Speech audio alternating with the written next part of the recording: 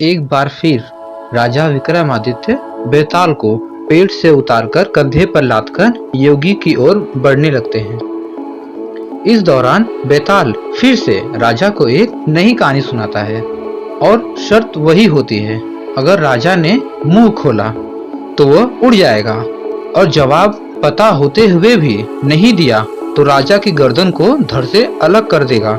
बेताल राजा को कहानी सुनाता है। बहुत साल पहले अयोध्या नगरी में वीर केतु नाम का एक राजा राज किया करता था। उसी राज्य में एक साहूकार भी रहता था।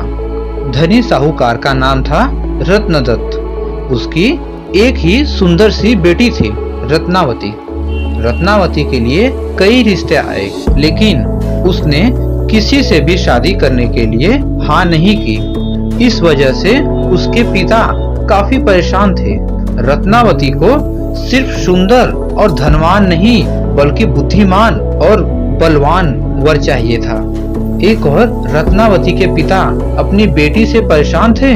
दूसरी ओर नगर में चोरी शुरू होने लगी थी, जिस वजह से रत्नदत्त को हर समय यह डर सताता था कि कहीं उसके घर से चोर सारा धन न लेकर चला जाए।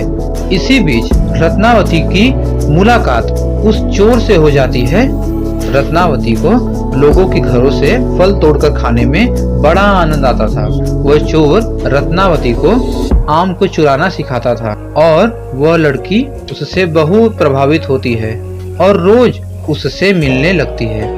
वक्त के साथ उसे चोर से प्यार हो जाता है। इधर चोर रोज रत्नावती से मिलने के बाद चोरी करने के लिए निकल जाता था। उधर अयोध्या में बढ़ती चोरी से परेशान राजा ने सारे मंत्रियों और पहरेदारों को डांट लगाते हुए कहा, नगर में रोज चोरियां हो रही हैं, लेकिन न तो कोई पहरेदार उसे पकड़ पा रहा है और न ही कोई मंत्री उसे पकड़ने की योजना बना पा रहा है। इसके बाद राजा ने खुद चोर को पकड़ने का फैसला किया। चोर को पकड़ने के लिए राजा रोज रात को नगर में घूमने लगे। एक दिन राजा ने रात में किसी को घर में कूदते हुए देखा। राजा को शक हुआ तो वह उसके पीछे चल पड़े। जैसे ही राजा वहां पहुंचे तो चोर उन्हें देखकर कहने लगा, अरे मुझे तो लगता था कि यहाँ मैं ही एक चोर हूँ, तुम भी चोरी के इरादे से यहाँ आए हो? राजा कुछ भी नहीं कहते। इसके बाद चोर कहता है, तुम भी चोरी के इरादे से आए हो और मैं भी, तो तुम्हें मुझसे डरने की जरूरत नहीं है, तुम एक तरह से मेरे मित्र हो। इसके बाद चोर राजा वीर केतु को अपने घर चलने का निमंत्रण देता है। चोर का आग्रह सुनकर राजा उसके साथ चले जाते हैं। चोर उन्हें अपनी गुफा में ले जाता है, जहां उसने सारा चोरी का धन छिपा रखा था। राजा वीर केतु इतना सारा धन और गुफा में मौजूद सुख सुविधाओं को देखकर हैरान रह गए। कुछ देर बाद राजा ने चोर से पूछा, तुमने इतना सारा धन इकट्ठा कर रखा है, तुम्हें चोरी करते हुए डर नहीं लगता?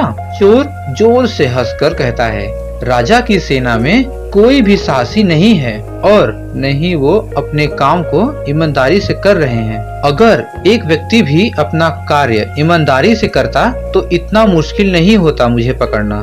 एक चोर राजा की पूरी सेना पर भारी पड़ गया है, वहाँ कोई योद्धा ही नहीं है। यह सुनते ही राजा ने अपनी तलवार निकाली और चोर से युद्ध करके उसे अपना बंदी बना लिया। अभी के लिए बस इतना ही।